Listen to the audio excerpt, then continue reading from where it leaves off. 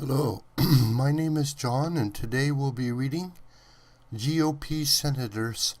Our Immigration Plan is Pro-Worker and Pro-Growth by Senator David Purdue on Townhall, posted August 9th, 2017.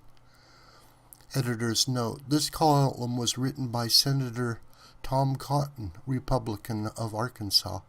Senator Purdue helped to write the RAISE Act to reform immigration.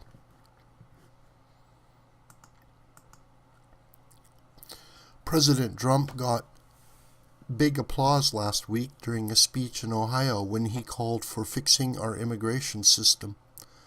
Instead of a terrible system where anybody comes in, the president advocated for a merit-based system, one that protects our workers and our economy. According to polls, most Americans agree with him, but our outdated immigration laws do the opposite. The basic principles of those laws haven't been changed in over half a century, making them divorced from the needs of our economy, while also depressing working-class wages.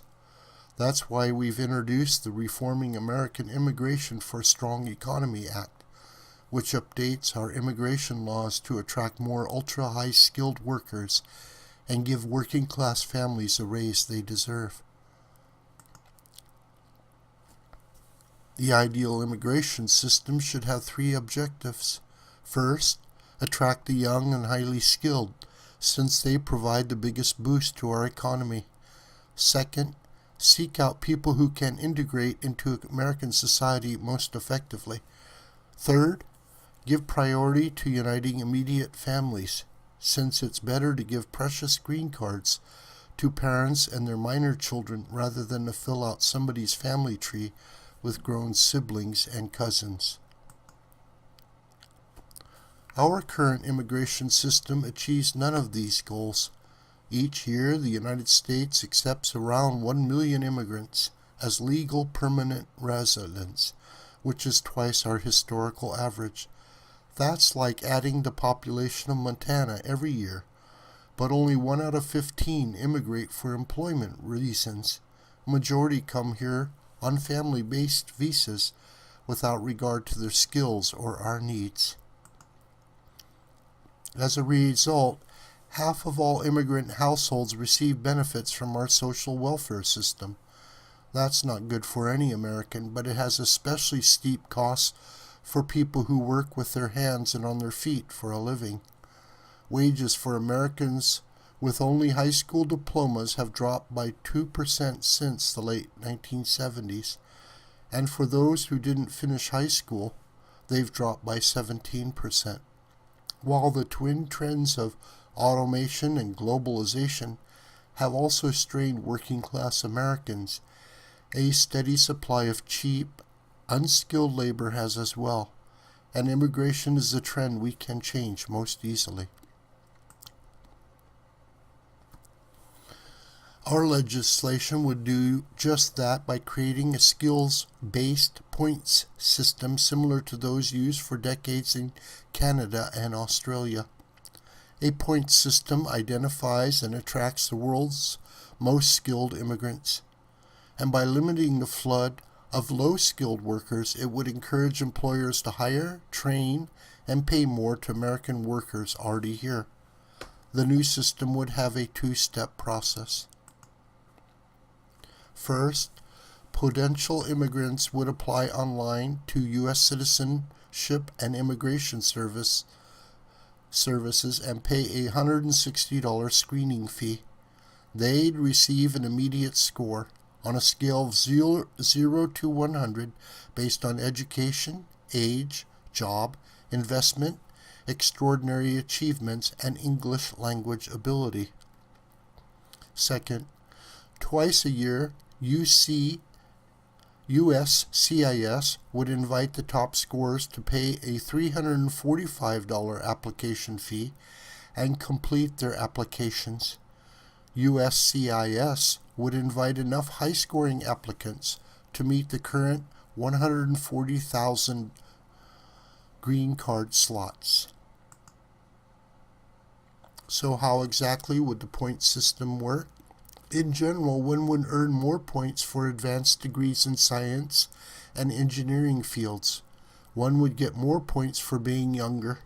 One would get points for job offer if the salary was at least 150% of the median local wage, with even more points for salaries worth 200 or 300%. In Arkansas, for example, the 300% mark of median wages is 128,394. In Georgia, it's 152,304.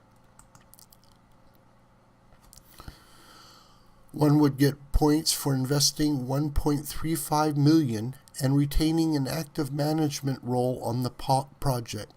Points are awarded for extraordinary achievement, such as a Nobel laureate. Finally, one would also receive points for English language proficiency on recognized assessment tests. The new system would retain immigration preferences for the spouses and minor children of U.S. citizens and legal permanent residents, but not for most extended and adult family members. It would eliminate the so-called diversity visa lottery, which hands out green cards randomly without regard to skills or family connections, is plagued by fraud, and doesn't even promote diversity. It would also remove per-country caps on immigration, so that high-skilled applicants aren't shut out of the process because of their country of origin. In addition, the bill would cap the number of refugees offered permanent residency to 50,000 per year, in line with a recent 13-year average. These changes are pro-worker, pro-growth, and proven to work. They would ultimately reduce our annual immigration levels by half after 10 years and reorient it toward high-skilled workers, which is just what our economy needs. Furthermore, these changes have widespread public support. They would raise wages for working Americans, create jobs, give immigrants a decent shot at moving up the economic ladder, and make America more competitive. It makes no sense to stick with a 50-year-old immigration law. Let's finally bring them into the 21st century. This video is a production of the School of the White Crane. My name is John Brooker. You can communicate with me through commentary on this video or through my Gmail listed here. Please share this video with family and friends and on social media. May God richly bless you.